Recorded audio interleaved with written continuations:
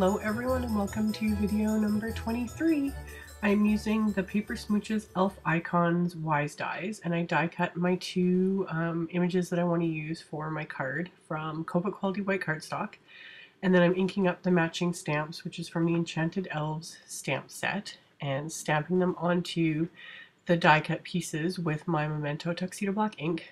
With these, even though these dies are open, I still just find it easier to die cut first and then line up the stamp over top and stamp it that way. It just, I don't know, it just works for me.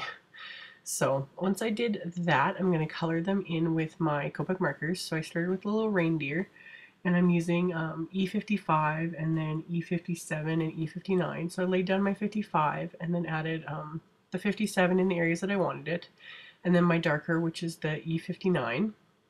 And then I blended that out a little bit with the 57 again, and then blended it all together with the 55.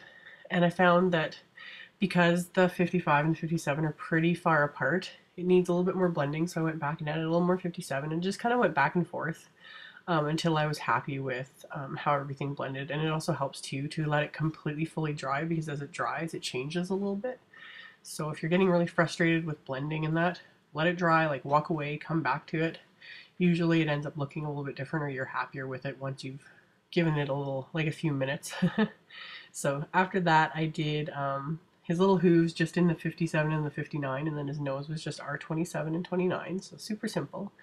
And then I went on to color the little elf, and I started with their skin as always, so just my basic E50, then E21 and E13. Just a little bit of the E13 there. And then I'm going to blend that out with E21, and then finally blend that all with my E50.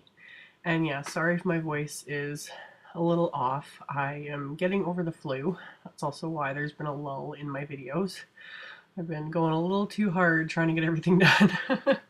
So yeah, I'm feeling better, but not sounding better, sadly. And of course, that's how it always is. So anyway, I edited out coloring her hair because I actually used the exact same color combo on her hair as I did on the reindeer, just keeping it simple. So I did the hair, and then for a little outfit I'm using the R27 and 29 again. No need to use a ton of colors, kind of keeping everything coordinating and again simple.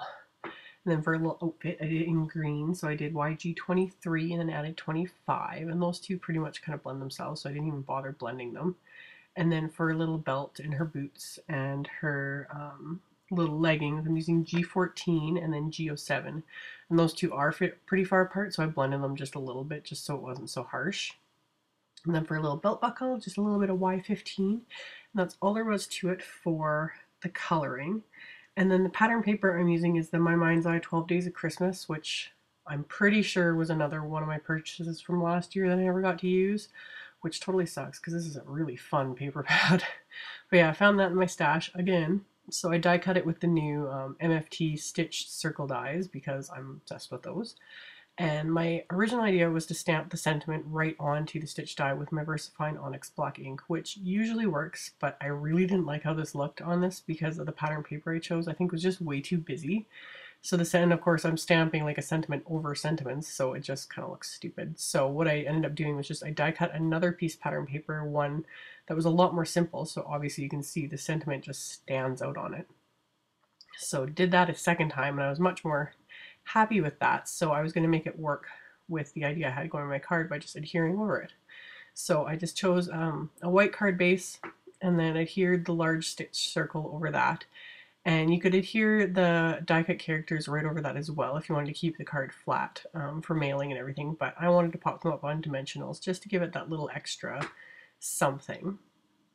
So get them into place, and then I'm just going to adhere my new sentiment over the old one. So yeah, the recipient will be none the wiser unless they've watched this video. So once I did that, I added a few little candy buttons, sorry. These are by Basic Grey. I actually got these from peachycheap.com. A few weeks ago they had a whole bunch of them on a really good deal, so I ordered the set of them. And then on the inside of the card I just used another strip of the same pattern paper I used on the outside. And then I inked up the elf again, this time with MFT's Jelly Bean Green ink, and then stamped it off once onto some scrap paper so that I get a lighter impression because I want it to be able to write over it. just, you know, if you need the extra space. So got that stamped, and then I die cut another circle from the same green pattern paper and inked up another sentiment from the set and stamped that onto there. I'm going to adhere that to the inside of the card, and that's it for the inside. And this time I couldn't leave it completely alone. People have been wondering what's going through my head lately, not using stickles on everything. And honestly, that's the only reason why I used it on this card, because I wasn't gonna. But grabbed my Xmas red stickles and added it to all the red areas on the little characters, and that's all there was to it. So I hope you guys enjoyed this. Thank you guys so much for watching, and there will be a link below to my blog post with links to all the supplies used. And yeah, thank you all for watching, subscribing, and liking my videos, and hopefully my voice gets better because this really sucks. And yeah, I'll see you guys in the next video. Bye!